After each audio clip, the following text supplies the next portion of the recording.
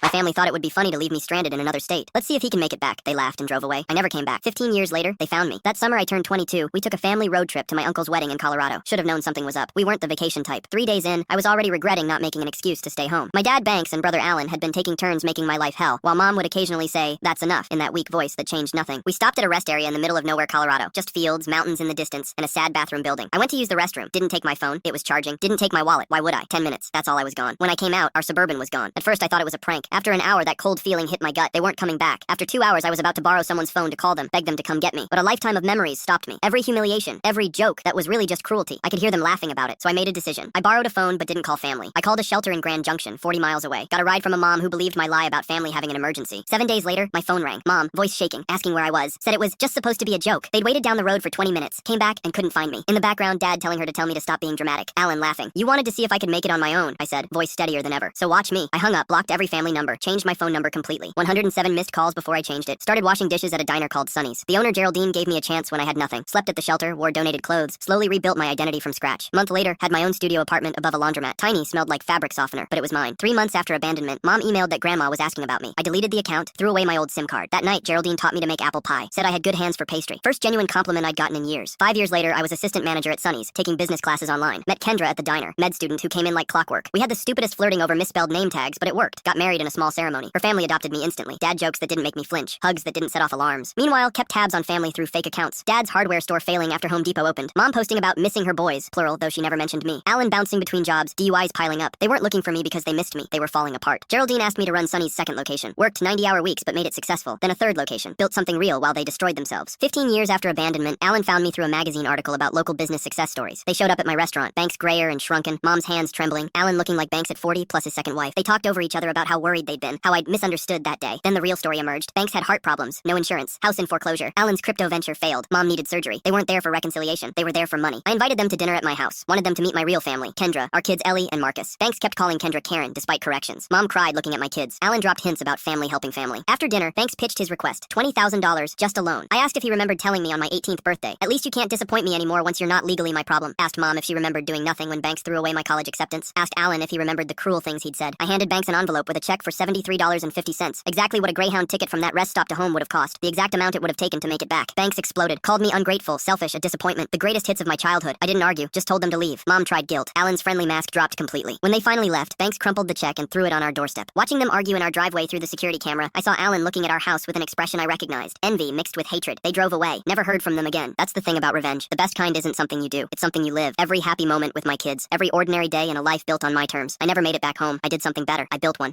My husband wouldn't eat my cooking until I lied. My husband is obsessed with his mom's cooking, like weirdly obsessed. He talks about it constantly. He even mentioned it in his damn wedding speech. Meanwhile, I love cooking. I'm good at it. Honestly, I think I'm better than his mom, but he won't even taste my food. We've been married 5 months and not once has he asked for a bite of anything I made. Every day after work, he walks in and asks, did my mom send food? And if I offer him something I cooked, he just says he's full and goes to bed. He literally has his mom send him dinner every day, and on weekends we go to her place and eat every meal there. Breakfast, lunch, dinner, dessert, all of it. So yeah, I snapped. I decided to play a little game. One night, I cooked the exact same dish his mom sent that day. Same spices, same ingredients, everything. Then I served my version to him and told him, yeah, your mom sent dinner. He didn't question a thing. He ate it like it was the best thing he'd ever had, going on and on about how perfect it was, how comforting, how no one cooks like his mom. I just sat there smiling and said, you're welcome. He froze, looked at the plate, looked at me, and then said, wait, you made this, didn't you? I said, yeah, from scratch. All me. His face turned red, like really red. He said I tricked him, that what I did wasn't cool, that he had no idea where the food came from, and I basically lied to him. I told him the only reason he liked it is because he thought it was hers, and that he never gave me a real chance. He stood up, threw his napkin, said I was unbelievable, and walked out. Later, he posted some cryptic bullshit on Facebook about being tricked into eating someone's food, and I just sat there looking at the empty plate he licked clean. My dad threw me a surprise party. After ignoring me for 10 years, my dad stopped celebrating anything about me when I was 12. That was the year he had a new baby with his new wife, and it was like I just disappeared. Sure, I still got gifts, but no birthday parties, no cake, no effort. I stopped expecting anything. Instead, I started hanging out with my friends on my birthday. Movies, little things. One of my friends' moms even started baking me a cake every year because she saw how alone I was. When I graduated high school, I didn't even think about a party. I took the money I'd saved and went on a trip to New York with my best friend and her mom to see Hadestown. That was how I celebrated, on my own terms. I just finished university, and I've got a job lined up right away, so I went out with my friends to celebrate. Turns out my dad had planned some huge surprise graduation party for me, except he never told me, never even hinted at it. When I didn't show up, people started calling me, asking why. So I told them, he hasn't celebrated anything for me in 10 years. Why would I expect that to change now? He got mad and said I was lying. So I told him, fine, if I'm lying, pass. To one photo from any of my birthdays, any extracurriculars, or my high school graduation. He couldn't, because they don't exist. And suddenly, everyone started turning on him. Now he's pissed that I aired private family matters. But honestly, I'm done. I'm going to his place one last time, picking up whatever I've still got left there, and moving to my new city, without looking back. My dad's prank ruined my job interview suit, I swear. My dad acts more like a 15-year-old than I do. Every damn day, it's something new. Fake spiders in the fridge, fake roaches in the cereal box, jumping out of closets like a psychopath just to get a laugh. It was annoying before. Now it's just straight up humiliating. One morning, I woke up for school and couldn't find a single shirt in my drawer. Not one. Turns out he'd hidden them all over the house, in the oven, behind the TV, inside the washing machine. It took me 40 minutes to get dressed and I was late for class. He thought it was hilarious. Come on, lighten up, bud, he said, filming me while I was tearing through the house half-dressed.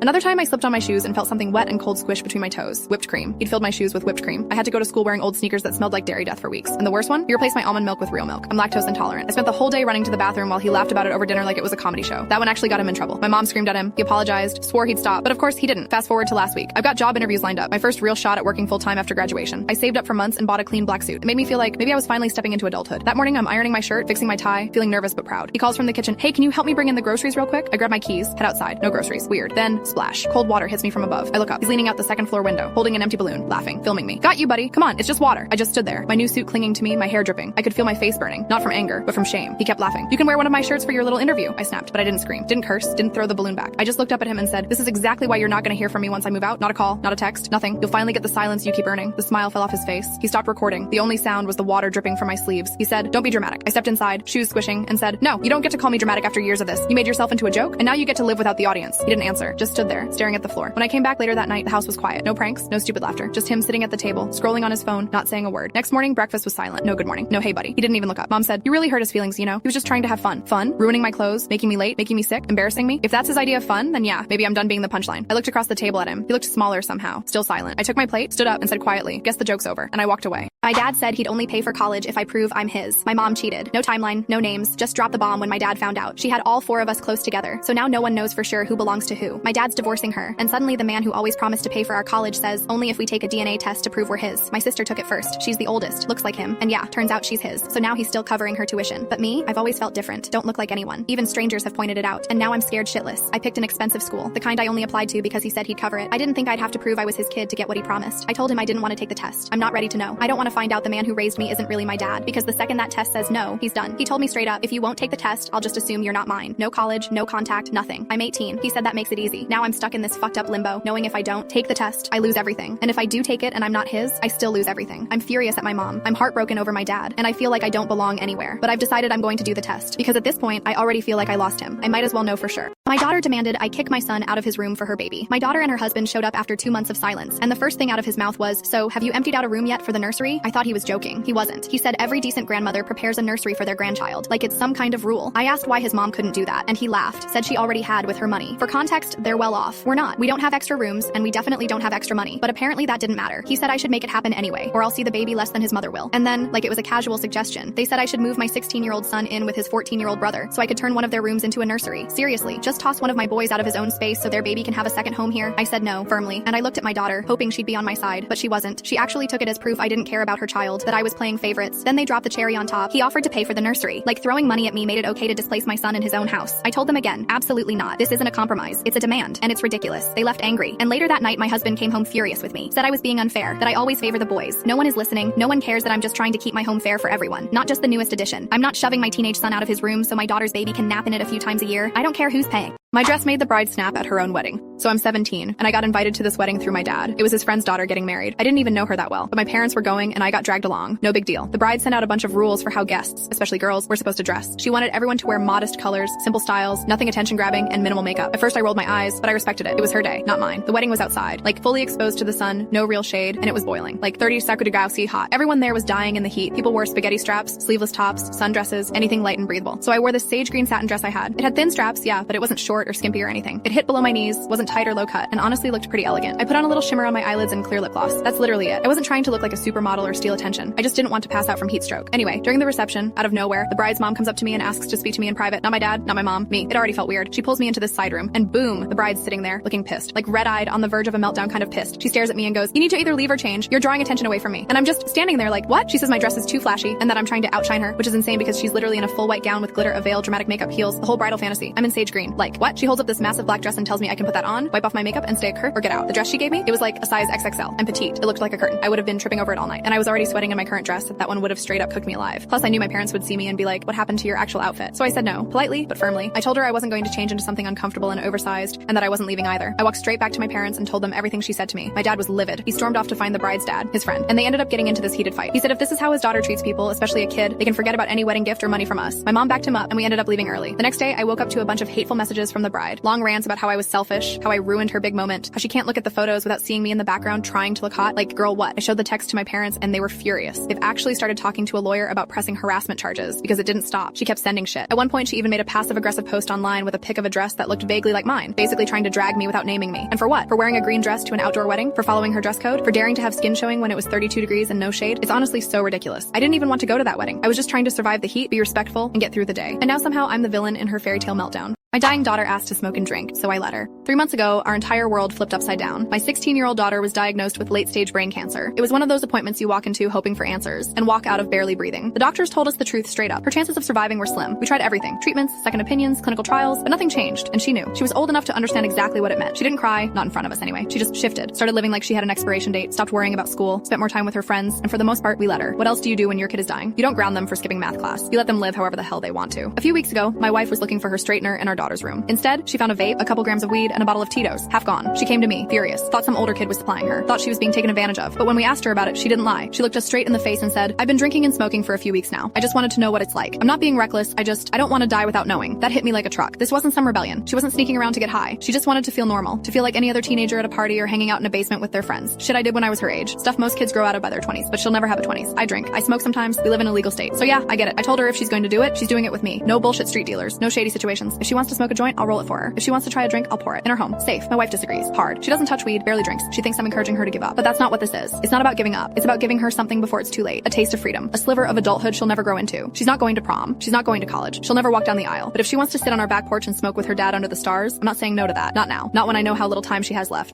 I took back my nephew's Christmas present and gave it to my son. My sister and I have always had a strained relationship. I usually just let things go and try to keep the peace. We both have sons who are around the same age. My nephew is 13 and my son just turned 11. For my son's birthday, I bought him the new gaming system he has been wanting. He was absolutely thrilled and he plays nonstop. My sister is bad with money. I usually have to lend her money for bills and stuff for my nephew. I know my nephew doesn't always get the best Christmas gifts, so this year I went a little crazy and I purchased the same gaming system for him for Christmas. I already had it ready and wrapped under my tree. Yesterday, my sister's family came to visit. My son asked me if they could go play video games. I said yes and reminded them to be careful. About 30 minutes later, my son comes running to me crying. I asked him what was wrong and he led me to the front hall. When we get to the stairs, I see the new system smashed on the floor. Someone had thrown it from the upstairs and it was now smashed to pieces. I asked my son what happened and he sobbed and pointed at his cousin. I asked my nephew if he did this and he started to laugh. He said that it was a stupid baby toy and that he saw people break them online. My sister came in and I told her what happened. I explained that this was an expensive system and that her son needs to be disciplined for what he did. I told her I wanted her to pay for what her son broke. She laughed and said no. She says I shouldn't have let them play unsupervised, that it was my fault and that I am a bad parent. She said my son will get over it and that it was not important. Seeing my son sitting on the ground next to his broken system trying to put the pieces back together tore my heart out. I walked over to the Christmas tree and grabbed the system that was meant for my nephew. I pulled the gift wrap off and it gave it to son and told him to go upstairs and set it up. My sister asked me why I was making such a big deal when I had another one already. I then laughed and told her that was her son's Christmas gift, that since it wasn't important and it was just a stupid baby toy, then they obviously won't miss it. I then told them to leave. My nephew realized what happened and began to cry that my son had stole his system. I said no, his was the one that he smashed. My sister was livid and told me that I will never see them again. I just said okay and slammed the door. Other family members have now been calling me nonstop and saying I am an asshole and that I ruined my nephew's Christmas. I don't think so though. My nephew is 13. He is not a stupid kid and he knew what he was doing. I don't care that it was over jealousy. He is old enough to know better. My sister was not going to make the situation right, so I just did what I had to do. They all think I should buy another new system for him, but I don't have that kind of money. I treated my sister-in-law the same way she treats my son. I have a brother, Dave, who's married to Sarah. They don't have children yet. I have a son who just turned 4 and a 3-month-old daughter with my husband. My husband and I live in Belgium most of the time, but we travel back to visit my family about once a month in England. At home, we speak both English and French to our children. My husband is Belgian, and right now, my son is in this very sweet phase where he'll sometimes mix up the two languages and say a couple of words in English in a French sentence or vice versa. This has never posed a problem to us, and even the staff at his nursery have reassured us that it's very common, and they tend to grow out of it once they start at school. My sister-in-law has decided that this is a problem, so when we're visiting my parents and she notices my son doing this, she'll correct him, but she does so really rudely, whereas my husband and I will just gently correct him. Anyway, we're visiting at the moment, and she's now decided that instead of correcting him, she's just going to start ignoring him when he does this. I sort of noticed her doing it when we arrived, and I thought it was odd, but assumed maybe she was just stressed. Her job is quite intense, but it only really became an issue yesterday. My husband was talking to my dad outside, and I was feeding my daughter in the other room, and I'd left Louis with Sarah and Dave. When I came back downstairs, Louis was crying, and I managed to understand that he tried to ask Sarah for a drink. He has a special cup he uses that he was holding, so it was obvious what he meant, but that she just ignored him. I asked her why, and she explained that she wasn't going to reply to him unless he said the sentence correctly, and that I shouldn't be ignoring my son's obvious speech issues. For context, it's not that she didn't know what he wanted. She told me that she understood exactly what he was asking for, but that she was deliberately refusing because he hadn't asked correctly. This really pissed me off, but luckily my husband came inside at that moment and pulled me away so we could calm down and settle Louis. That night at the dinner table, Sarah asked me to pass her something, but she said it in bad English. She is English. I just mean that she asked for it in slang. Think, pass us the pea. Us, will you? I had a bit of an epiphany, and I just decided to totally ignore her. She asked again, and I did the same thing. My brother asked why I was ignoring his wife, and I said that I'm not able to reply if she can't speak English correctly, and that it's wrong of him to ignore her obvious issues with grammar. My brother lied about his kids, so I told his fiancée the truth. I've lived with my older brother Jamie for years, and let me tell you, this guy treats women like shit. He's got a rotation of girls, cheats constantly, and acts like none of it matters. But whatever, it's his life. I've stayed out of it. But here's the thing. Jamie has 4 kids. One daughter who's 10. He barely sees her, but at least pays child support. Then twin boys who are 4, with one of my close friends. She never took him to court, so I help out when I can. And some son who's about 8. I don't even know that kid. Jamie calls all of them accidents, and says he wishes they'd never been born. He straight up ignores their existence unless one of the moms calls and bothers him. 3 years ago, Jamie meets this girl, Natalie. Super sweet. I actually liked her. She moves in, sticks around way longer than I thought she would, and they seem solid. I'm moving out soon, and she starts talking about turning my room into a nursery. I thought she was joking. Turns out, she wasn't. He proposes to her, decorates the apartment and everything. She's over the moon. Then a few nights later, we're all drinking, and she stay. RTS gushing about wedding plans and how she can't wait to have kids with Jamie. Says he'd be such a great dad. I laughed. I couldn't help it. I just blurted out, he hasn't exactly been a great dad to the 4 he already has. She freezes. What do you mean? Jamie goes pale, starts panicking. I realize she has no fucking idea about the kids, so I tell her. All of it. The daughter, the twins, the boy he's never even met, how he doesn't want kids, how he said they ruined his life. Jamie starts screaming. I grab my stuff and leave before it gets worse. Spent a couple nights at a friend's. When I check my phone, he's blown it up. Calls, texts, saying I ruined everything, that I had no right to tell her, that she's been crying nonstop, that their engagement is basically off, and now even our parents have turned on me. But fuck that. He was gonna marry her without ever telling her he had 4 kids. Kids he hates? She deserved to know. I walked out of my sister's birthday party after she announced her pregnancy. My sister and I were never close. She was the golden child, slim, adored, constantly praised. I had PCOS, struggled with weight, and got shamed for second helpings of dessert while she and my mom mom snickered about it. She once told me, sleeping in is why you're fat. Every win I had got buried under her spotlight. She married rich at 23 through an arranged marriage. Now she's got 3 kids, a Pinterest perfect life. I'm married for love. My husband and I have been trying for a baby for a year. After months of heartbreak,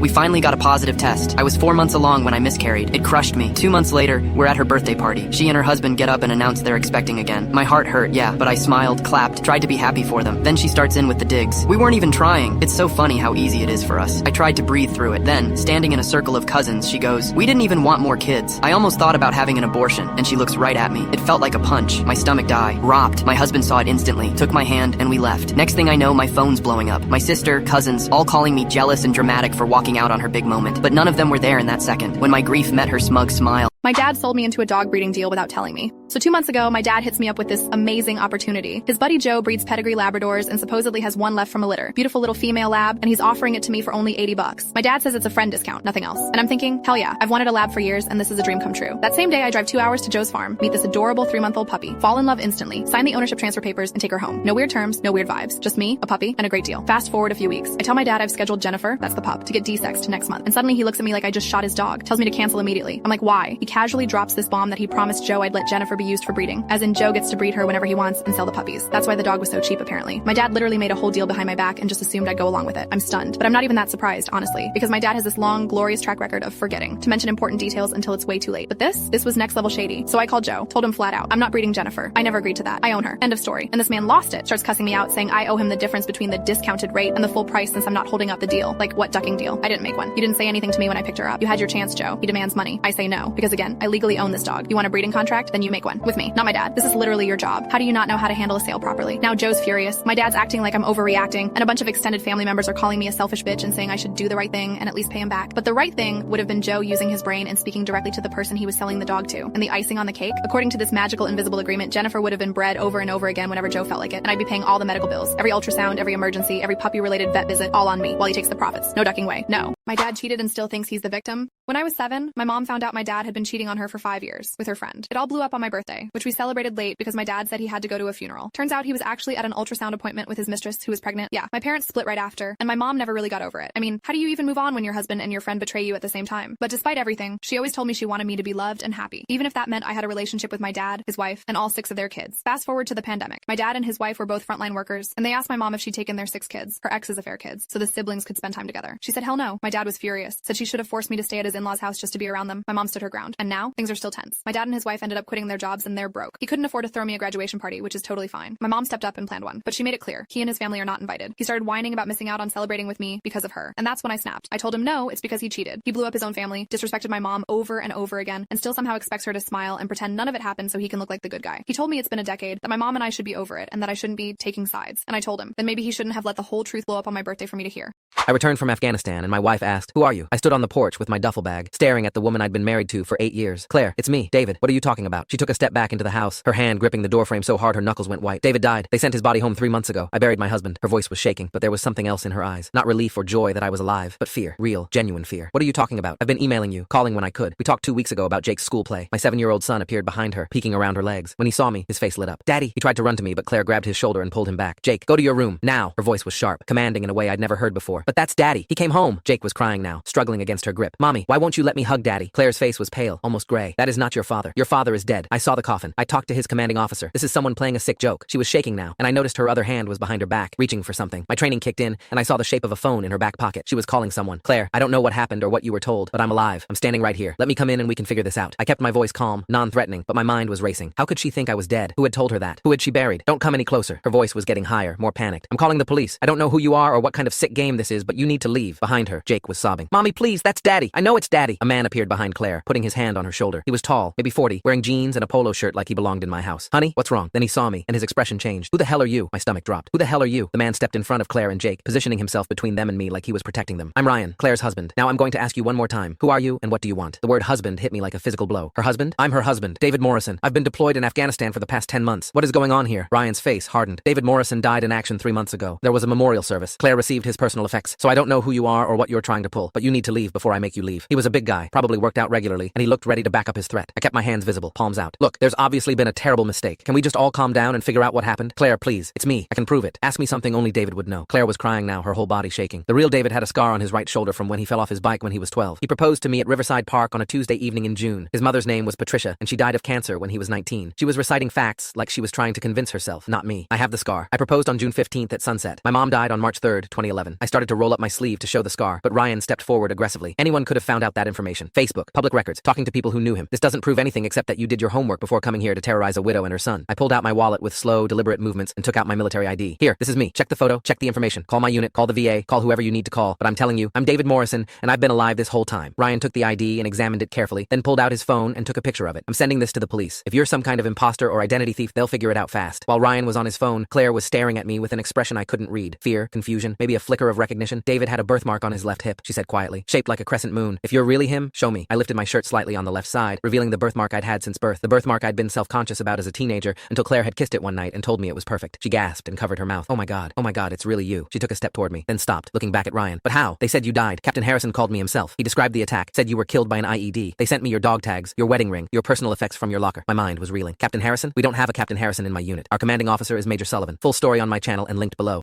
I started ignoring my dad's girlfriend when she calls me by the wrong name. My twin brother and I look identical in the face, but literally nobody ever mixes us up. I have long blonde hair. He has short black hair with piercings. He works out and is way more muscular than me. We couldn't look more different besides having the same face. My dad's girlfriend has been around for 2 years now, and for 2 years she's been mixing up our names constantly, at least 3 times every single day. It's not an honest mistake. We're sure she's doing it on purpose just to mess with us. Yesterday, I was sitting in the living room when she walked in and called me by my brother's name. I completely ignored her, didn't even look up or acknowledge her existence. She stood there for a moment, confused, then finally called me by my actual name. I immediately responded normally, like nothing had happened. My brother started doing the exact same thing. Whenever she'd call him by my name, he'd act like he couldn't hear her. The moment she used his correct name, he'd respond right away. We did this a few times throughout the day. It didn't take long for her to notice what was happening. She completely lost it, claiming we were being extremely disrespectful and that we needed to be more sympathetic because she makes honest mistakes sometimes. Honest mistakes? 3 times a day for 2 years? When nobody else ever confuses us? Yeah, right. Wiederholen Cloud kann Fehler machen. Bitte überprüfen Sie die Antworten. I told my 10-year-old niece her grandparents banned me from Christmas because I'm gay. I haven't spoken to my parents in 8 years. Not since they disowned me when I came out. The only family I'm still close with is my sister and her daughter, my niece. Every Christmas, my parents host this big family gathering. Everyone goes, except me. I'm never invited. After their Christmas, my sister, my niece, and I have our own little celebration. Just the 3 of us. This year, during our small Christmas, while my sister was in the kitchen, my niece asked me the question I'd been dreading for years. Why don't you ever come to Grandma and Grandpa's Christmas? I gave her the same excuse I always use. I have to work. But she's getting older, smarter. She looked at me with those eyes that see right through you and said, that doesn't make sense. Sometimes their Christmas is on actual Christmas Day, and I know you have that day off. I could have stuck to my story, but then she asked something that broke my heart. Do you not like to be with us? In that moment, I couldn't lie anymore. I couldn't let her think for 1 second that I was choosing not to be with my family. So I took a deep breath and told her the truth. Calmly, gently, I said, well, you know how I date boys instead of girls? Grandma and Grandpa don't like that, so they asked me not to come to Christmas. I could see the wheels turning in her head, processing this information. She didn't say much more about it, and I thought that was the end of it. The next day, my phone exploded. My sister calling, my parents leaving voicemails. Turns out my niece had called her grandparents and absolutely went off on them. How dare you tell Uncle not to come to Christmas? She was fierce, defending me in a way no one in my family ever had. My parents were furious. They called my sister, screaming at her for letting her daughter around me like I'm some kind of bad influence. Then my sister confronted me, saying I'd caused this huge family fight and I never should have involved her daughter in adult business. She called me an asshole for telling my niece the truth.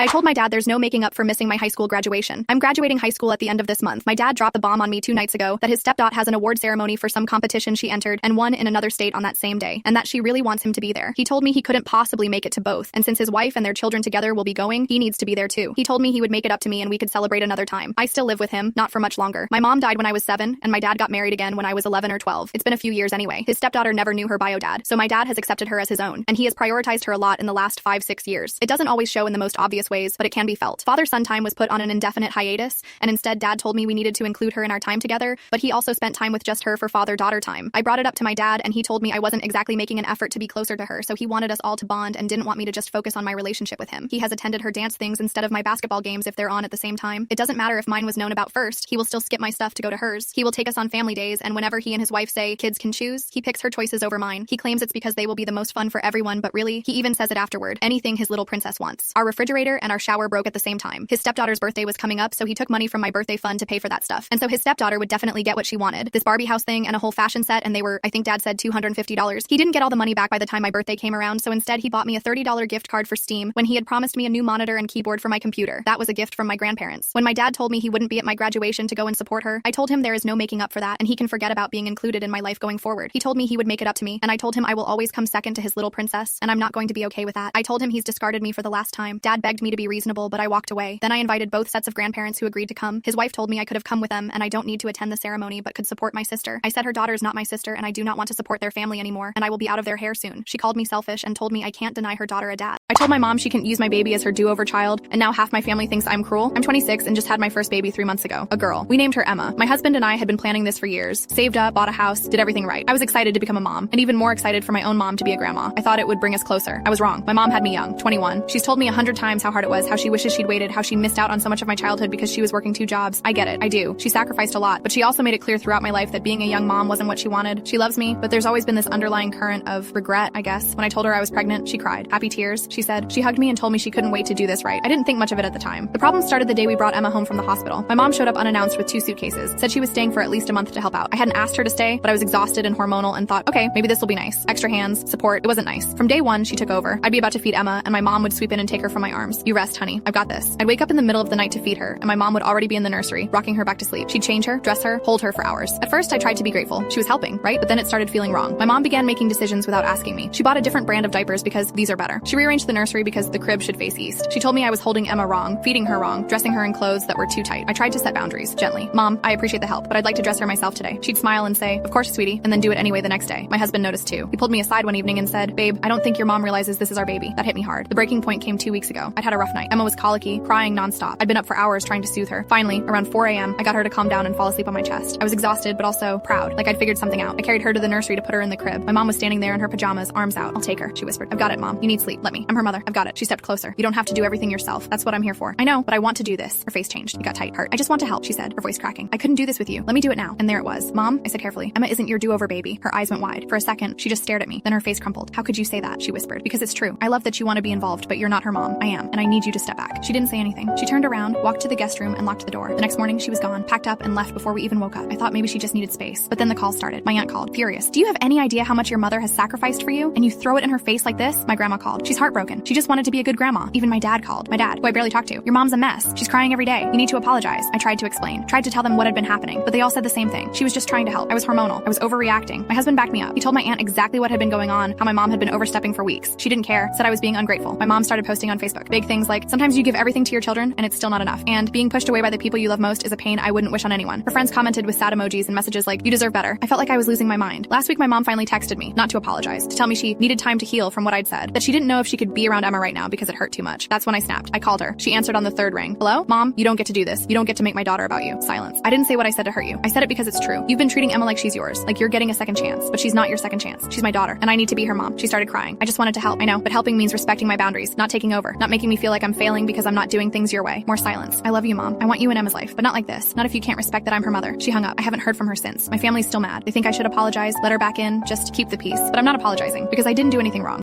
I told my parents they should place their next kid for adoption. My parents have 4 kids already. Me, my younger sister, younger brother, and youngest sister. My parents have relied on me heavily to take care of my siblings. Started when I was still too young to do much, but they'd put them in my room if a nightmare happened, and after each sibling was 6 months old, they started sharing a room with me until they were 3. Then it was getting me to prepare something to eat for my younger siblings. It was also staying home with them while mom went shopping, and over time it evolved. I help with homework, I make sure they're awake for school, I walk them to school since I don't have a car, I feed them, and most of the time I'm the one they come to if they need help with something. My parents will drop them off at birthday parties or to friends' houses. They'll take us out for family experiences, but admittedly expect me to keep an eye on my siblings. My parents provide the food and house and clothes. I provide the emotional stuff. I don't love doing it, but I got so used to it that it became second nature. I'm still the person my youngest sister comes to if she has a nightmare or is afraid of anything during the night. My parents learned they were pregnant again in February. They told me and my siblings last month. It was very much talked about like, I will have the baby with me in my room for the jump and should learn how to independently change diapers and stuff. I made it clear from the jump that I wasn't raising their next kid for them. I told them I had more responsibility to my 3 siblings than I should have ever had, but I wasn't going to skip my own life to raise an infant from the start. My parents were shocked. They tried to get one of my younger siblings on board, but they said no way. They didn't want to be responsible like me. My parents returned to me with the topic and asked what the fuck they're meant to do, and they never expected me to reject a sibling like this. I said I reject child raising another one of their kids, not a sibling. But also, I'll be out of the house in 7 months. I won't be around the new sibling as much, and the relationship might not be the same. I told them I don't want the same relationship either. I don't want to be a parent to another sibling. They made it pretty clear they don't want to do the actual child raising and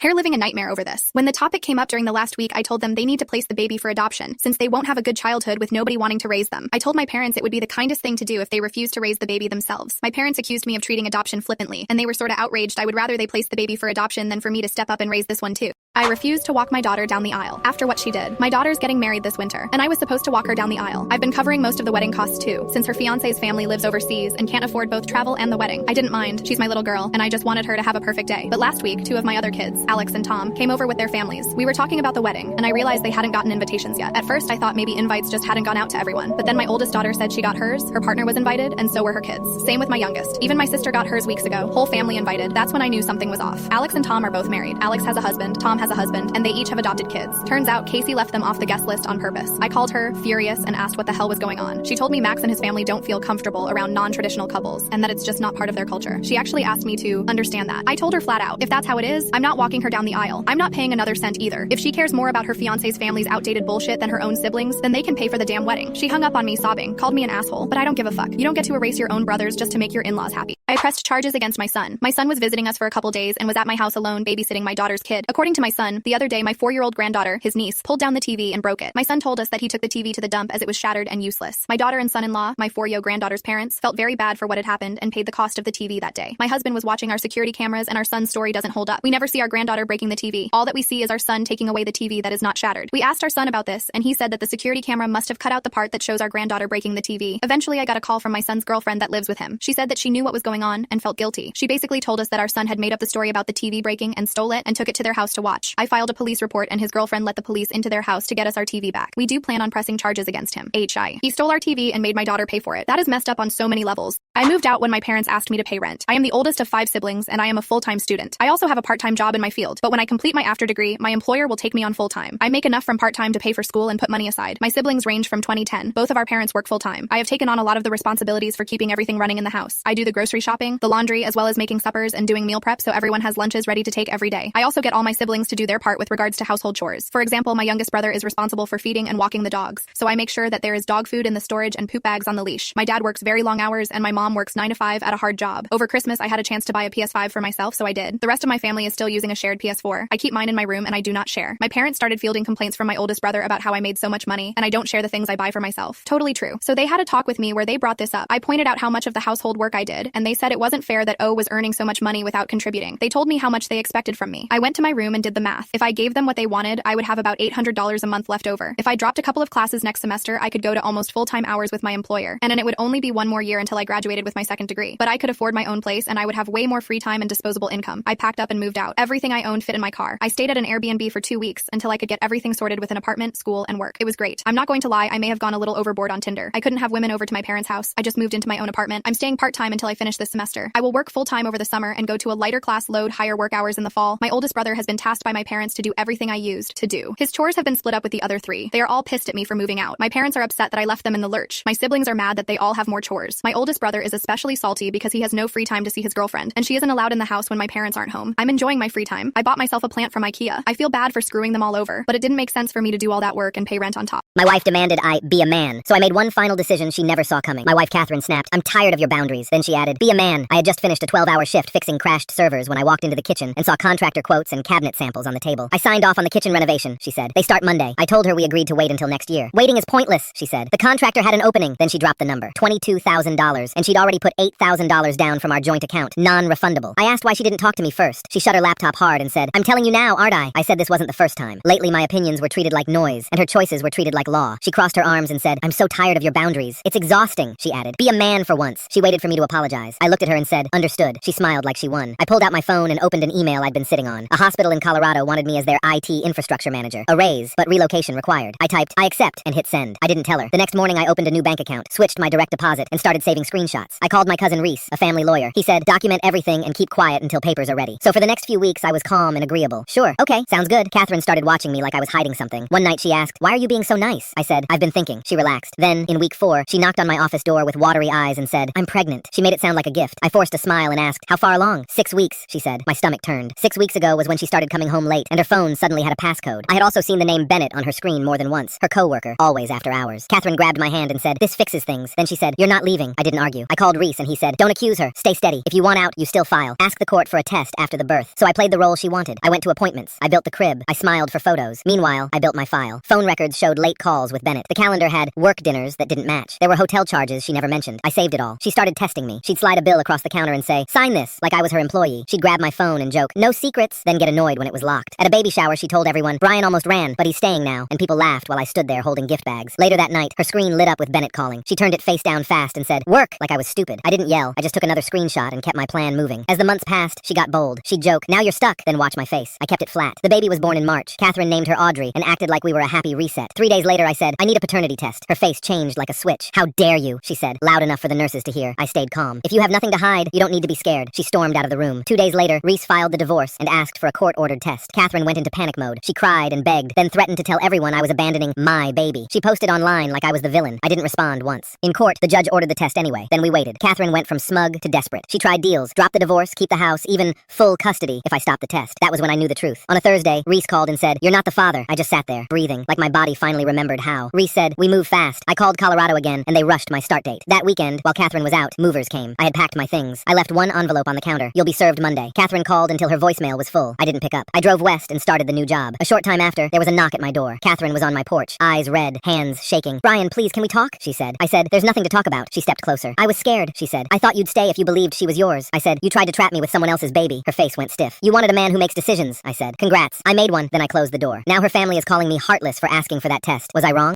I despise my mentally ill sister. The title might make me sound heartless, but please hear me out. My sister is 12 years old and severely autistic. She is nonverbal, cannot care for herself, and requires constant attention. She's also very destructive and violent, which makes her incredibly difficult to manage. Despite my feelings, I know none of this is her fault, but I can't stop myself from hating her. I was only 6 years old when she was born, and from that moment, my parents' attention shifted entirely to her. My life has revolved around her ever since. When I was 7, I was moved out of my bedroom and into the basement so she could be closer to my parents. Over the years, she's destroyed nearly all of my belongings. I wasn't allowed to express my frustrations because my parents always excused her behavior. For example, when she destroyed a school-issued MacBook when I was 14, I was the one blamed for leaving it out. On top of this, I'm constantly expected to take care of her. My parents make me drop everything to help with her, even canceling plans with friends. If I ever try to push back, I'm punished. Recently, I went to see the new Spider-Man movie and turned off my phone during the film. When I got home, I was grounded because my parents said they needed me and couldn't reach me. It feels like my parents see me as nothing more than free labor. Every time I have a moment to shine, my sister's needs overshadow it. Last week, I was chosen to give a speech at a school event. My parents promised to attend but never showed up. Their excuse? Your sister needed us. This is the story of my life. Today, I finally broke. While discussing college with my dad, he joked that I should pursue a high-paying degree so I could take care of my sister when they're gone. Something inside me snapped. I broke down crying and screamed at him about how everything in my life has always been about her. I told him I felt like a slave and that I'm tired of being treated as if my only purpose is to cater to her needs. I've locked myself in my room since, and neither of my parents has come to check on me. Am I really a terrible person for feeling this way? I finally snapped and told my sister her genius daughter isn't special. My sister Paula acts like her daughter is God's gift to Earth just because she graduated from some fancy university. I've had it. I'm one of 5 siblings, and we all have grown-up or late-teen kids. They're all doing great things. Some are lawyers, accountants, welders, hairdressers. Everyone's happy and proud.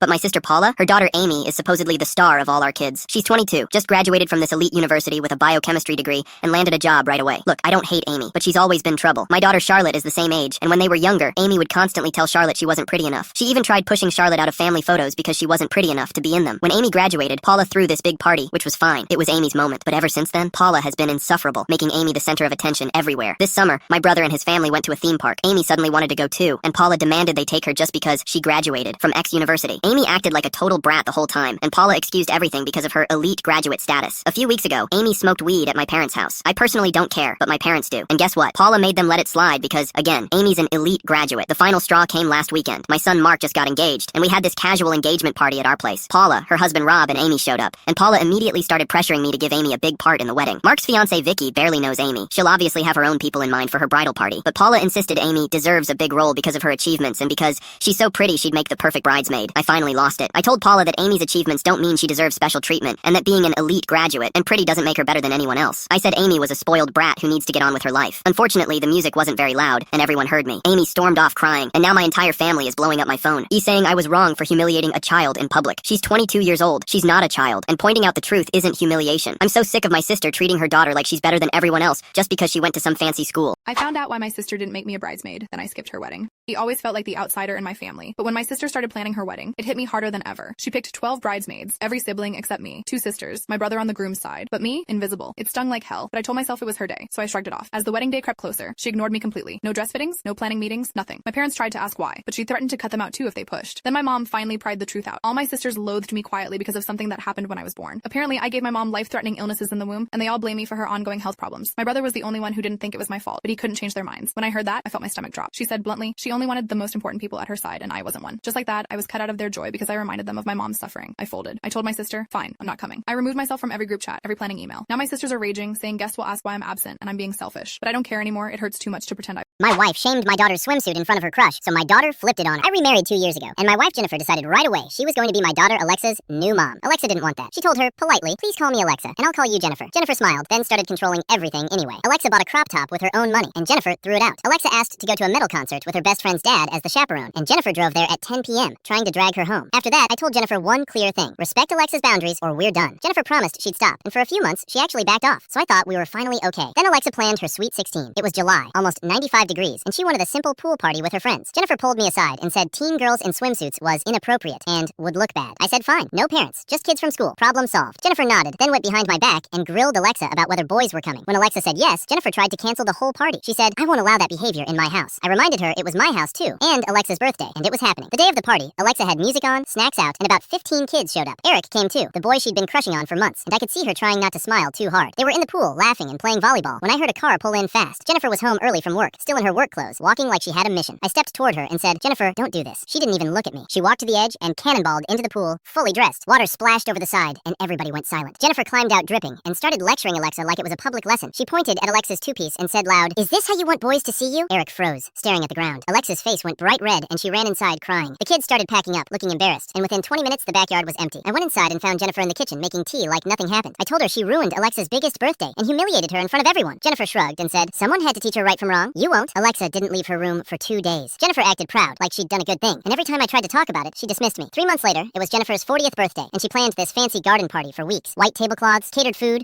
a bunch of her church friends, and even a photographer. What shocked me was Alexa being helpful. She hung lights, set up tables, and offered to bake the cake. Jennifer kept bragging about how they were finally bonding, and I wanted to believe it, even though my gut felt tight. The party started, and Jennifer was in full hostess mode, smiling, posing, soaking up attention. Then Alexa tapped her glass and said, time for cake. She rolled out a 3-tier cake that looked beautiful at first. People clapped, phones came out, and Jennifer stepped forward like she was ready for a perfect photo. Alexa smiled and said she made something special to honor Jennifer. Then she slowly turned the cake around. The sides weren't flowers or frosting art. They were big, printed photos from Jennifer's past. One tier showed Jennifer in a skimpy restaurant uniform from college. Another had spring break bikini contest photos and wild party poses. Another was a booking photo from a night she'd been arrested years ago. And the last one showed Jennifer at a rave, wearing a very revealing outfit with glow sticks around her neck. I heard gasps and quick little whispers all around the circle. The photographer kept snapping like he didn't understand what was happening. Jennifer's smile collapsed. She lunged for the cake and hissed, stop! Alexa pulled it back and said, loud and calm, I figured if you can embarrass me in front of my friends, I can embarrass you in front of yours. Jennifer's face went pale as people stared at the photos, then at her, then back at the photos. A few guests started backing away, pretending they suddenly needed to leave. Others were already taking pictures with their phones. Jennifer tried again to grab the cake, but Alexa kept it out of reach and kept turning it so everyone saw. Within an hour, the party fell apart. People rushed out with awkward goodbyes, chairs scraping, food untouched. Jennifer ran inside, slammed the bedroom door, and locked it. Alexa walked up to me and asked, am I in trouble? I looked at her, then at the half-sliced cake, and said, go enjoy some cake. Now everyone is saying I should have punished her. Was I wrong?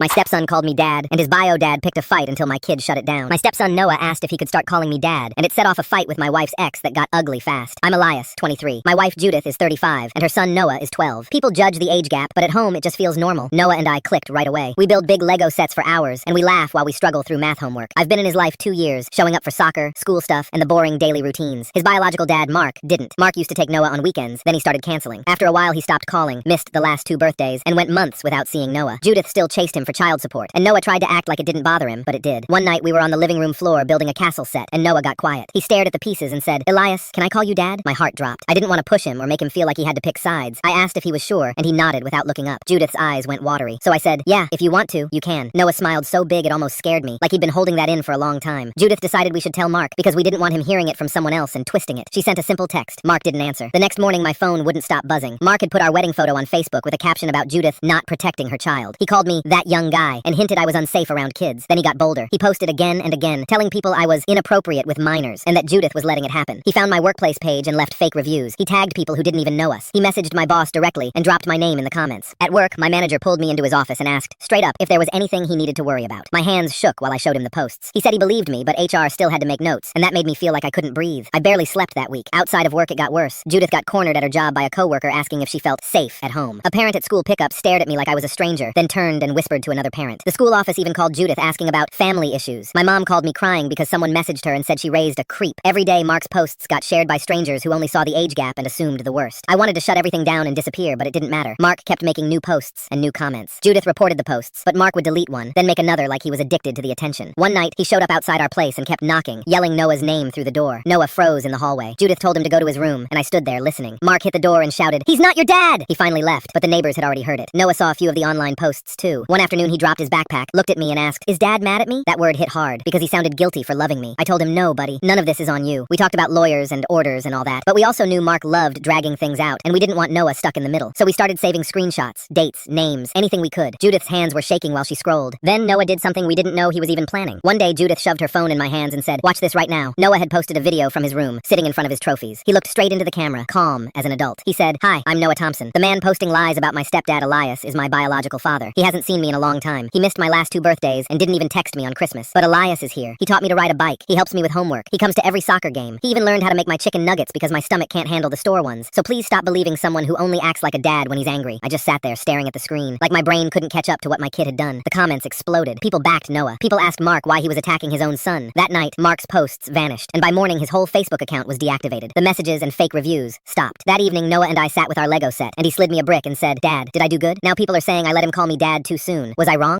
During my daughter's piano recital, my husband asked, "Why did you cash out the $45,000 college fund I set up?" My heart stopped. The auditorium felt too warm as Olivia's fingers danced across the keys, playing Beethoven with perfect precision, unaware of the bomb that had just detonated in the 3rd row. I gripped my program until it crumpled between my fingers. "What are you talking about?" I whispered, careful not to disrupt other parents. James showed me his phone screen. A bank notification from 2:17 p.m. that afternoon. Account closed. $45,000 transferred. My name as the authorizing signature. People nearby glanced our way as my breathing quickened and the room started spinning. After the recital, Olivia ran to us clutching her participation certificate. "Did you hear me play?" she asked, eyes shining with pride. We forced smiles and congratulated her, pretending everything was normal. I suggested James take her for ice cream while I handled a work emergency. The moment they drove away, I called our bank. The customer service representative confirmed the transaction, but sounded confused when I explained I hadn't authorized it. "The withdrawal was processed in person at our downtown branch at 2:17 p.m., she said. "The signature matches our records and proper ID was presented." I'd been at work until 1:30 p.m., then driven straight to Olivia's school for the 3 p.m. recital. It was physically impossible for me to have been at the bank. I drove home and went straight to our office where I kept financial documents. The filing cabinet was unlocked. I always kept it locked. Inside, our family passport folder was missing my passport. The most disturbing discovery came when I checked our computer. Someone had installed keylogging software that recorded everything I typed, including passwords. With shaking hands, I photographed everything and called the police. Officer Wilson arrived 37 minutes later and took my statement. She suggested I check other accounts immediately. My stomach dropped as I discovered our joint savings emptied, my personal credit cards maxed out, and a home equity line of credit opened against our house, all within the past week. The systematic financial devastation was breathtaking. When James returned with Olivia, I asked my neighbor Sarah to take her for a sleepover. Once Olivia was gone, I confronted him with the evidence. "Who is Meredith Lawson?" I asked, showing bank records revealing transfers to this unknown woman. His face changed, not with shock or confusion, but with calculation. "You weren't supposed to find out yet," he said coldly. I needed 2 more weeks. He admitted everything. The affair with Meredith had been ongoing for over a year. They'd planned to take everything and disappear after forging documents showing I had gambling debts. The financial destruction was methodical, designed to leave me broke and discredited. The passport theft was to create a fake ID for Meredith using my identity. Most devastating was his admission that they'd planned to seek emergency custody of Olivia once they'd established my financial irresponsibility. I recorded his entire confession on my phone. When he realized what I'd done, James lunged for the device. I ran to the bathroom and locked the door, immediately emailing the recording to myself, my sister, and my attorney friend Rachel. James pounded on the door, threatening me, until police sirens wailed in the distance. Officer Wilson had remained parked down the street at my request. She arrested James for domestic disturbance, but the financial crimes investigation would take longer. That night, I stayed at my sister's house with Olivia, who cried for her father without understanding why we couldn't go home. The following weeks became a blur of legal meetings, financial investigations, and therapy appointments. Detective Harris from the Financial Crimes Unit documented every transaction, building a case that led to charges of identity theft, bank fraud, and grand larceny against both James and Meredith. The district attorney added conspiracy charges after finding detailed plans on James's work computer. Meredith was arrested at the airport trying to leave the country with $28,750 in cash. She quickly turned on James, offering testimony for a reduced sentence. 8 months later, James received 5 years in prison. I was granted full custody of Olivia, with a court order for complete restitution. Today, Olivia performs Chopin with my family beside me. Our finances are recovering slowly, and the skills I developed tracking James's crimes led to a new career in corporate security. What was meant to destroy me instead made me stronger, more vigilant, and impossible to deceive again.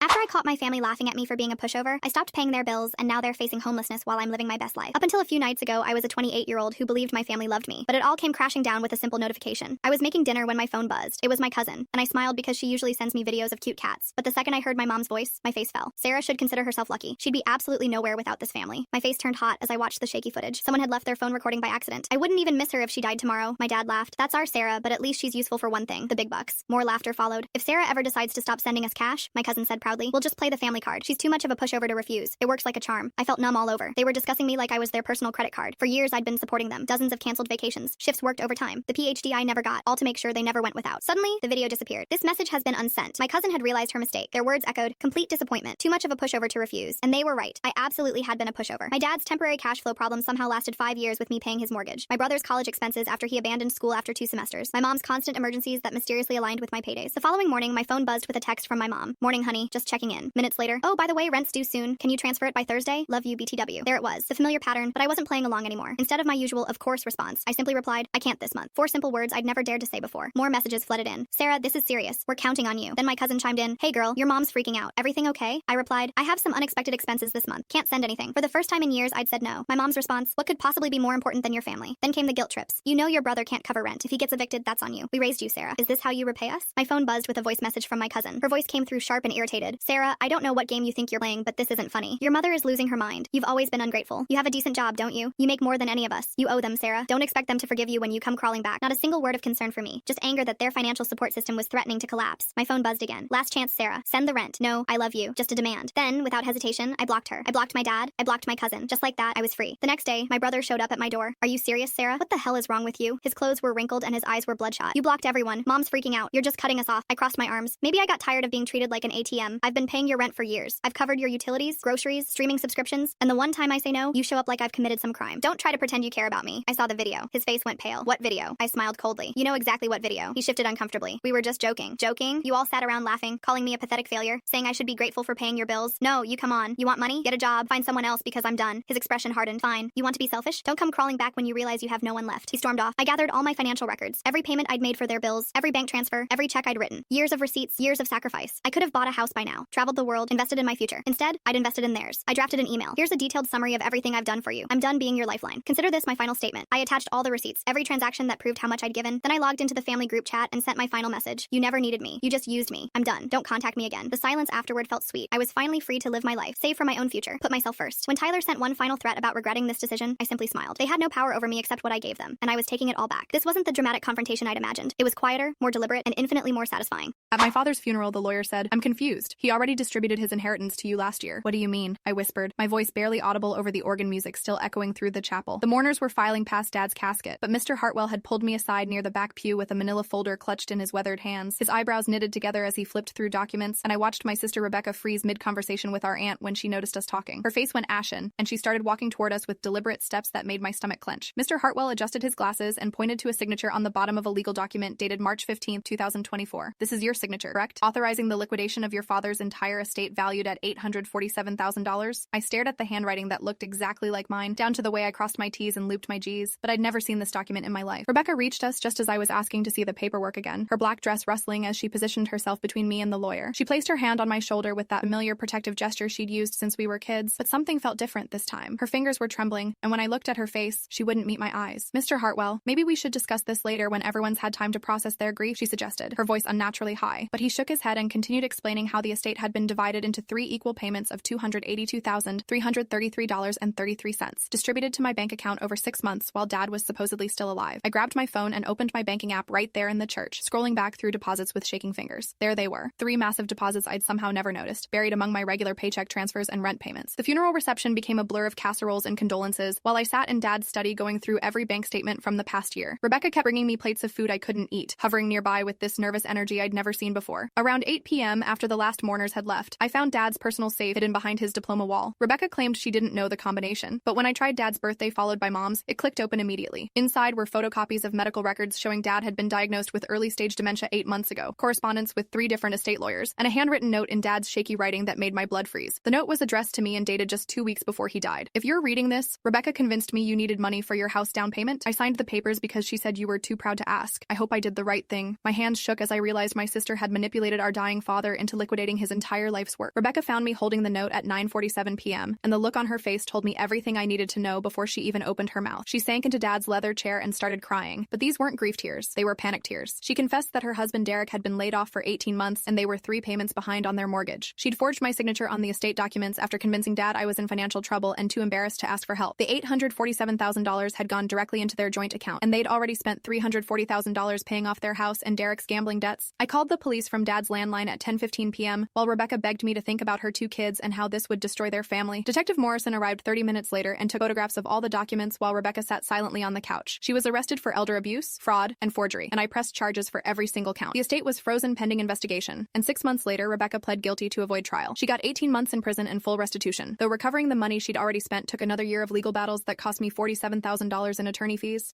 My dad said family comes first when I caught him selling my diabetic sister's insulin. That night, I found his dealer's phone number written on her medical alert bracelet. I was 15 when I first realized something was wrong with how Dad was handling Mia's diabetes supplies. She was 12 and had been type 1 diabetic since she was 8, so we all knew the routine. Monthly pharmacy pickups, careful insulin storage, checking expiration dates. But lately, Mia had been asking for her emergency kit more often, saying she felt shaky and dizzy during school. What I didn't know was that Dad had been systematically stealing her medication for months. The first red flag came when I noticed we only had 2 insulin pens left when we should have had at least 8 from the monthly refill Dad picked up 3 days earlier. The pharmacy receipt was on the counter showing he'd collected a full month's supply, but most of it had already disappeared. I asked him about it, and he said Mia had been going through it faster because of growth spurts. He seemed annoyed that I was even asking. When I suggested we call her endocrinologist, he shut me down and said doctors just want to sell more expensive medications. Over the next week, I started paying closer attention to Mia's daily routine. She was checking her blood sugar obsessively, sometimes every hour, instead of the normal 4 times per day. Her glucose meter readings were all over the place, spiking dangerously high, then crashing low within hours. She'd been feeling sick most afternoons, complaining of headaches and fatigue. I suggested she talk to Dad about dosage adjustments, but she said he told her it was normal teenage stuff and that she was being dramatic. The breaking point came on a Thursday when Mia collapsed during PE class. Her blood sugar was over 400, which is dangerous diabetic ketoacidosis territory that can cause coma or death. The nurse called Dad immediately and demanded he bring insulin to the school right away. He showed up an hour later with a single pen that was nearly empty, claiming it was all we had left. The nurse looked suspicious and asked when he'd last picked up her prescription, but Dad got defensive. That night, I checked our medicine cabinet while Dad was out at what he called his AA meeting. Inside the diabetes supply box, I found mostly empty insulin pens, expired glucose tablets, and blood testing strips that had been repackaged in unmarked containers. The prescription bottles showed refills that should have lasted weeks were being picked up every few days. I took pictures of everything before putting it all back. The next morning, I confronted Dad directly and showed him the photos. His face went red, and he started yelling about me snooping through private medical supplies. He said Mia's diabetes was more complicated than I understood. When I asked why her blood sugars were so unstable, he claimed teenage hormones made diabetes management unpredictable. He warned me against spreading panic in the family. I told him that Mia could die if she wasn't getting proper insulin doses. His expression hardened, and he moved closer until he was towering over me. He reminded me that he was her father and legal guardian. Family business stayed in the family, he emphasized, and outside interference could destroy everything we'd built since Mom died 2 years ago. The conversation ended with him warning me to be very careful about making accusations. He sat back down and returned to his newspaper, dismissing me with cold indifference. That afternoon, I made a decision. I started documenting evidence of her medical neglect myself. I began taking photos of her blood sugar readings, noting when she felt sick or dizzy, recording when she asked for emergency glucose. I photographed the nearly empty medicine cabinet. Most importantly, I started hiding backup supplies of insulin in my own room. 3 days later, while searching Dad's room for evidence, I found text messages on his phone between him and someone named Rico, discussing trades of medical supplies for what they called party favors. The messages showed Dad had been selling Mia's insulin pens for $50 each to buy cocaine,